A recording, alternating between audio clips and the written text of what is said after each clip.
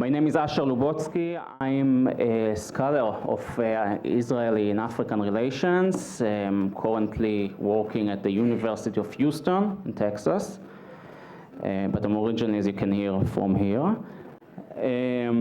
This panel, fascinating and highly relevant for our current affairs, is entitled "The Great Power Competition in Africa." This is, as we speak, ever-changing topic, and I'm personally very excited to hear our four panelists today. In the midst of all this, there is opportunity. And I look at that as being two trends that come together in a very nice way. One is Africa's desire and that of Africans to capture more of the value chain. As our friends said earlier, Africa is no longer interested in being the exporter of primary commodities to be finished elsewhere. And that's just and it's reasonable. African countries, states, have multiple options. It's not just the US, it's not just the traditional partners in Europe, many of them the former colonial powers. It's increasingly other powers, China, Russia, we hear a lot about, but regional powers, we heard in the last session, Turkey, Josh spoke about the GCC countries. So there's lots of options on the table for our African friends. And they're going to pick the one that works best for them, at least in the short term, if not the long-term results. Second point, the priorities that governments will use will be their own, even if they know that that it's only short-term. It's not just the regimes, they're interested in regime security, but it's also the people. This is why in the Sahel, each one of the juntas that took power got huge crowds out there cheering. But to be honest, we also have a challenge internally in the US, and that's delivery. We need to deliver on our commitments. Now, it's very nice to hold, right before Christmas, a big summit and invite 50 African leaders to Washington, snarl the traffic and do all that, but what do you get out of it? What do you deliver? And to be very honest, I'm trying not to be political about this, but delivery has been a real problem even when the administration has made commitments. Last May 7th, at Hiroshima at the G7, President Biden announced for the Lobito Corridor, that's the corridor, rail, telecommunications, food security, corridor connecting the port of Lobito on the Atlantic Ocean in Angola, running through Angola to the Democratic Republic of Congo to Zambia. He made a very specific commitment for an energy project there, renewable energy, 2,000 megawatts in the initial phase. He made a specific commitment for export-import bank financing to the tune of about $900 million. Made it himself. That deal was given the Deal of the Year award at the annual conference of the Exim Bank, and we are now just a few days shy of the 14th month anniversary of the commitment, and that deal is yet to be presented to the board of the Exim Bank. So needless to say, none of the money has been committed, much less dispersed. Way forward, the only sustainable way forward for the United States and its partners is partnerships. And that's why I'm here, and that's why I'm excited by the opportunity, the interest here, your interests, because I think the United States needs to build partnerships both on a regular systemic basis with long-term allies, partners such as Israel, as well as, on occasion, ad hoc partners for one-offs, wherever. We need to build coalitions, because we can deliver as a coalition, whether it be a stable one or an ad hoc one, where by ourselves we cannot deliver or we cannot ride in challenging situations. And if we're going to compete against the malign actors out there, whether they be state or non-state, we have to build these coalitions. Do that collectively, then we surrender the territory and all these opportunities and very much the future to much less friendly actors out there. And thank you very much. We have to respect the fact that African countries not only are independent, but they have options. So the options we offer, whether any outside partner, has to be attractive. If you can't offer a better proposition, you're going to lose every time. So you have to respect that. And the strategy going forward for the United States, our other partners, is to build partnerships that collectively can offer a more compelling value proposition than our competitors. There is a synergy between what Europe and America are seeking in terms of access and what Africa wants, which is capturing the value chain. And this is in particular with the extractive industries. What we are seeking, if you think about it rationally and coldly, is access to the minerals, not necessarily capture. And so where can you process? Africa should get the value chain. And they shouldn't be shipped, as I was saying earlier, put on trucks, diesel trucks, and shipped 1,000 miles from Congo to Durban and put on a boat. The processing should be. So there's a win-win in there for Africa doing its processing, capturing the value chain, and putting it on the market, not giving it away, putting it on the market, whatever the global market spot price is. If you want it, you're going to have to pay the price. And just access is the key. The other is Africa, it's not enough to demand a seat at the table. One has to come prepared. And this is where very often, I've seen it myself, and I think others have, whether they be in business or in diplomacy, that very often, unfortunately, some of our African partners, some are very, very well, extraordinarily well, but many come to negotiations ill-prepared, without a strategic vision, and very often that's where you're taken advantage of. And so, that's the other part of it. I think of, this coming fall will be the triennial FOCAC Forum on China-Africa Cooperation in Beijing. And most of the African countries will be there at the head of state level. And Xi, to his credit, will meet with every delegation, and he's probably had a team of 12 to 24 people preparing for that one meeting with, so he'll be extraordinarily well prepared for the meeting. Even if you're the president of a microstate, he'll be prepared for it. I wonder if the counterpart is as prepared for that meeting, and that's a different question that Africans have to ask their leaders. What does Russia has to offer Africa? So the mantra of sovereignty, something I alluded to before, this idea which is very beneficial to the ruling elites, right? When you come to power and, as happens in the Sahel, right? And you're a leader of a military regime, no strings attached, like in case with Turkey. Russians are not going to demand transparency, they're not going to demand elections, no strings attached, and they do this based on this idea of sovereignty, that no one is to tell you what to do.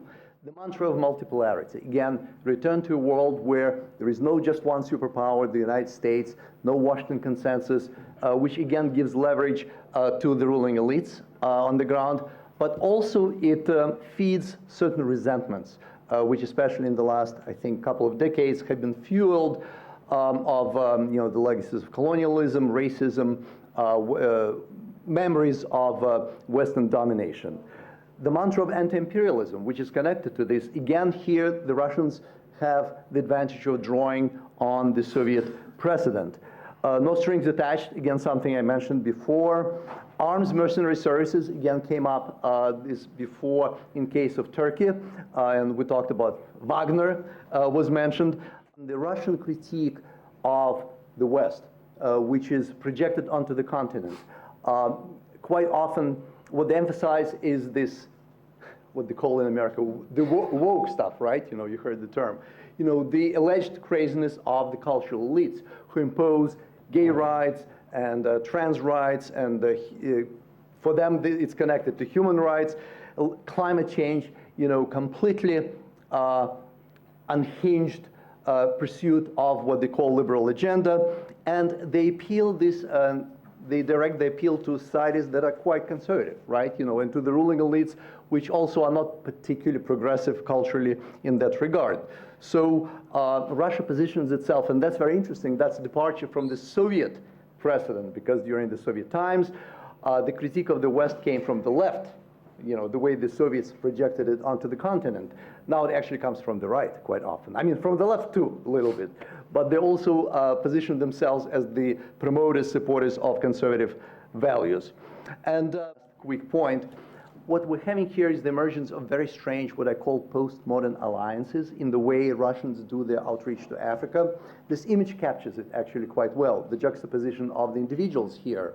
On your left is former president of Guinea, Alpha Condé, who was kind of conventional, old-style politician. He was in his 80s. He didn't want to leave the post. And there were demonstrations in the streets, and the Russian ambassador published an open letter where he appealed to the people of Guinea saying, why are you demonstrating? He's a good president, because he was playing ball with the Russians, right? He's a good president, and your constitution is not the Quran or the Bible. It's a document that can be rewritten or ignored. So that's the message to the elites that they like. Next to him, the two only real concerns of Europe towards Africa are energetic supply and migration control, not to say endowment. And the latest elections in France with the far right leading the vote are a kind of reminder of that.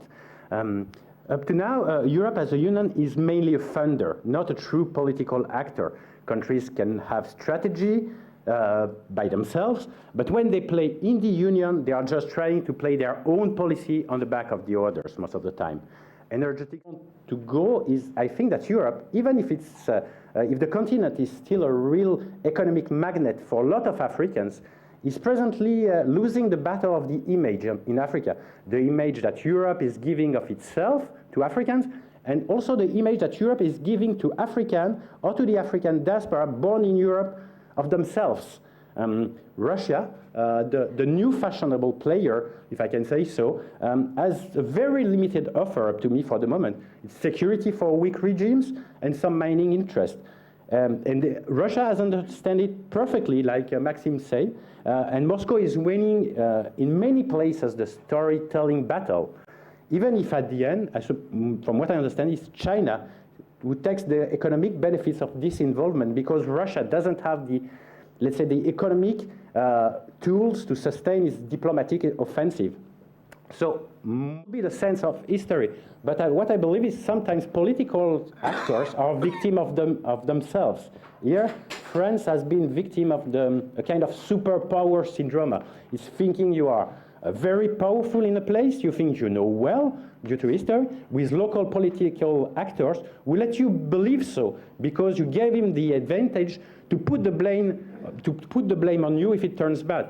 In Mali, for example, also to what is maybe not the golden nut, but one of the golden nut of the relations between France and Africa is how do you consider your counterpart? I think a lot of the misunderstandings are coming from the migration policy and the way France is giving a chance to its African diaspora. Most of the visa requests to travel to France are refused now. Even if you are a businessman coming for a few days, you have to give dozens of proofs that you won't settle in France. This creates a frustration, it's evident, and push people, I don't speak here about asylum seekers, to find new partners. Or you push them on illegal migration road, which is dangerous, costly, and counterproductive. Because a lot of people, when they arrive in the country, they won't return because it's so hard to come. So what France should do, up to me, is to rethink definitely strategy in emergency, and is visa policy first, which doesn't work at all for the moment, and rethink its relation also with its African diaspora, that become one of the main political problems in France when you analyze the latest election result. France is still an important actor in Africa, but to avoid the trap of its post-colonial relations, France is trying to develop its relation with countries such as Kenya and Ethiopia, but I think expectations lies elsewhere. Its image and its place are at a stake where it is expected to be, and it must invent a new narrative with population that can no longer stand the patronage or feeling of superiority they used to encounter with the French side. So like Ambassador Peter Pham will say, the only thing that people are expecting is deliver what you promise, stick to your commitments. And so in conclusion, if you are looking for some very simple recipes to develop, up to me, diplomatic and business ties in Africa, it's be humble, don't pretend you know, listen to what people say, be careful with their sensibilities, don't try to fix or pretend to fix problems bigger than what you are able to solve. Thus, gaining legitimacy of Global South countries is crucial for China in its quest to achieve global hegemony, or at least challenge American hegemony. China's economic miracle was, in fact, very appealing for many Global South countries who sought to emulate this rapid economic growth.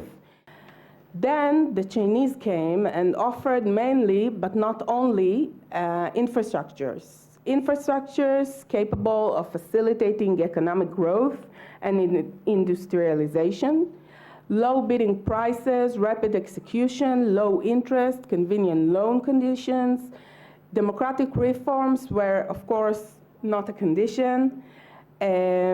By doing so, the Chinese seemingly benefited at all levels, external and internal. Retrospectively, many of the infrastructure China have built in Africa were designed to benefit China rather than the locals.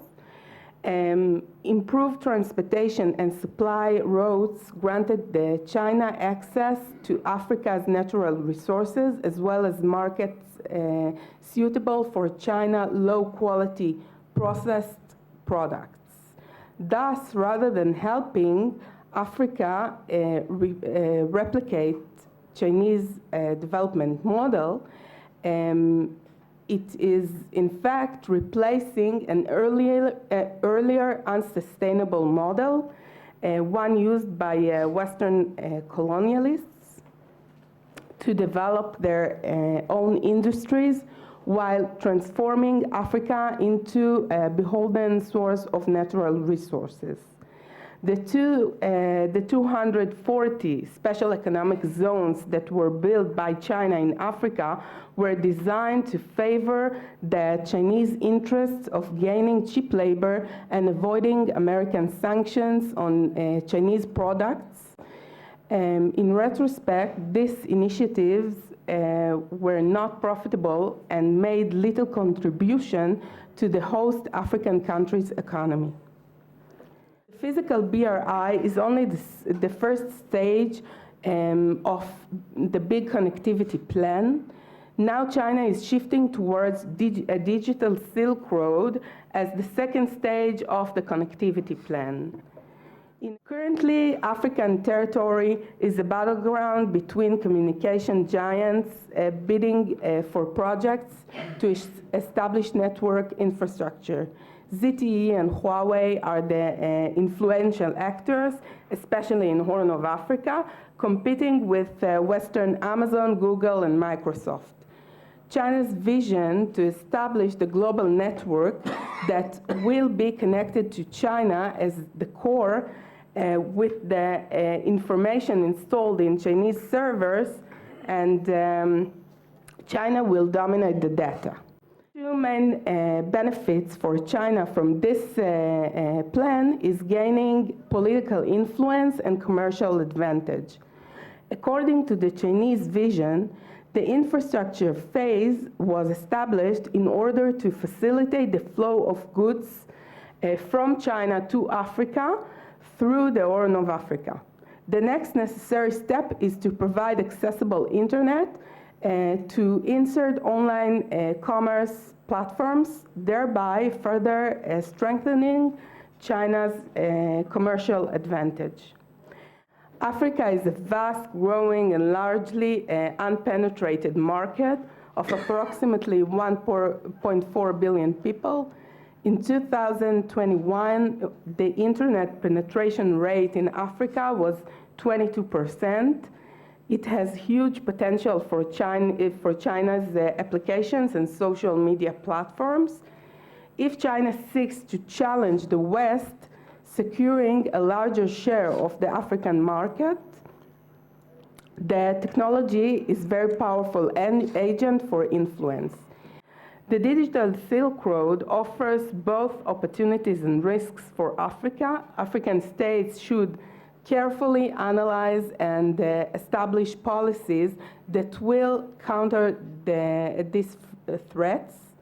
African states should be aware of the risks and consider what level of cultural penetration would truly benefit their long-term interests, acting through the framework of the African Union to defend their common interests. China needs Africa, and Africa can therefore shape the terms of its relationship with China to its advantage. Thank you.